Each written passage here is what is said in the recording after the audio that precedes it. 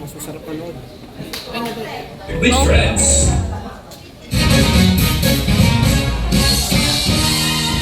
These programs brought to you by Chalet Patio's bestseller churros, yummy, crunchy, and best shared with friends.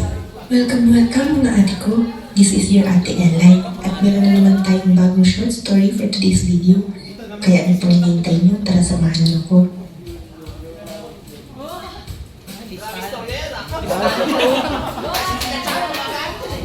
Dear Ate Ella, nais ko lang magbahagi sa inyo ng maikling kwento tungkol sa isang karanasan ko ngayong taong 2025. Itago mo na lamang po ako sa pangalang Kai DS. 24 years old at taga Pangasinan. Ako nga po pala yung nag-champion sa Shaliga Talent 2025 na naganap sa Baguio City.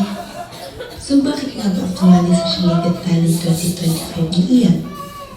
Isa lang naman po ang pamilya ko at Elay sa nasalanta ng bagyong Dante at Emo. Nanawagan ng mga otoridad sa agarang paglikas ng mga residente sa mga nababagay at baybayin sa harap ng banta ng bagyong Emo na inaasahang tatama sa Pangasinan ngayong hapon ng gabi kasabay.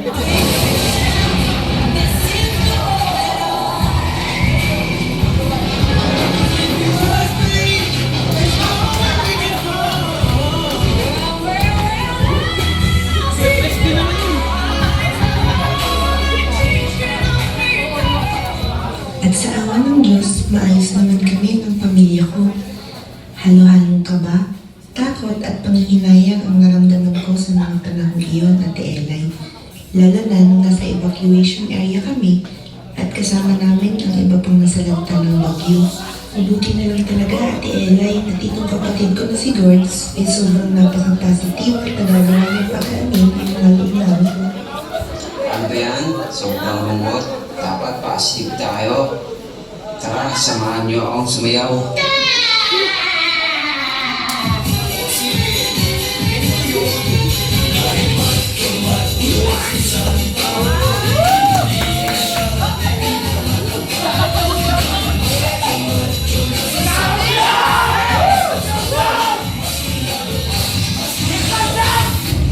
MJ, gigil na gigil na!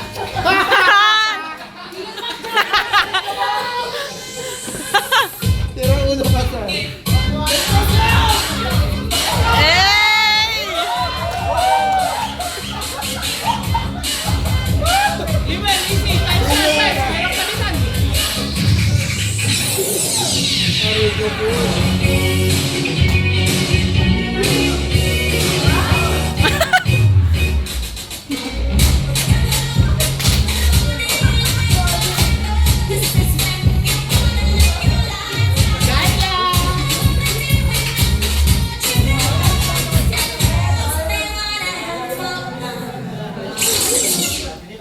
Subok na ang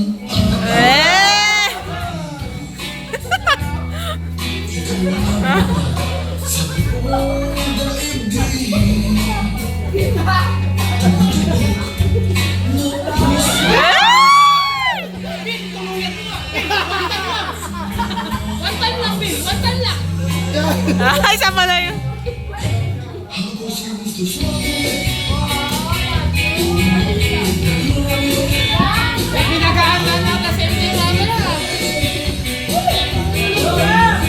Go, Majoy!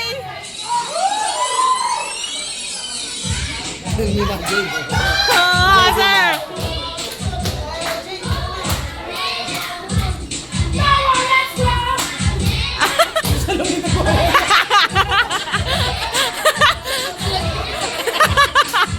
Nag-group pa nila talaga yun. Iga. Hey!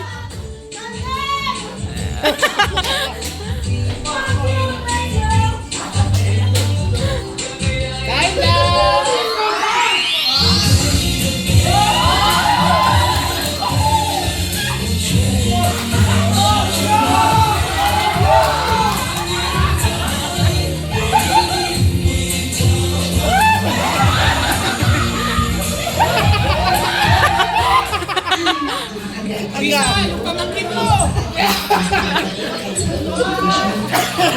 kalooban, nag-post ko lang sa Facebook ang post tungkol sa Sialiga Talent 2025. Agad naman akong sinakatanan ng mga kapatid kong sumali. At ayun na nga, Ate Elay, naglakas loob ako niluwas papuntang Baguio at sumali sa Sialiga Talent. At di ko akalain, umabot ako sa grand finals at nanalo. Go, Kayla!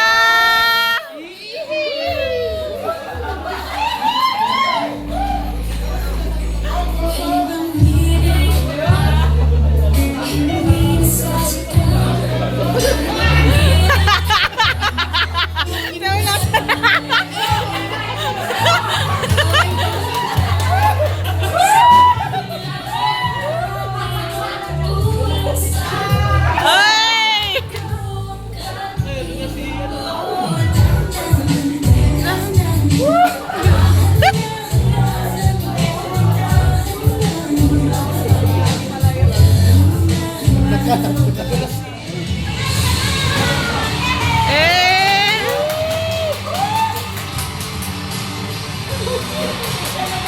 After ko manalo, Ate Elay, alam mo ba, nagbiyahe agad ako pabalik ng Pangasinan para ihatid ang magandang balita sa mga kapatid ko.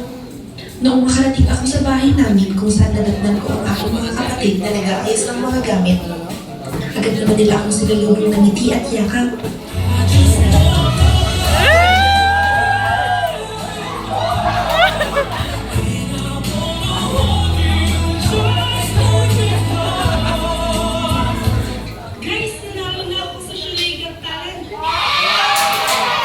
Sobrang saya ko, Ate Elay, dahil kahit ganun pa man ang nangyari sa aming pamilya, hindi pa rin kami binabayaan ng Diyos at magkasama pa rin kami noon ngayong Pasko. Ayun lamang ang maikling kwento na nangyari sa buhay ko, Ate Elay. Sana'y nagpagbigay inspirasyon ako sa ating mga listeners. Hanggang sa muli, nagmamahal kay BS.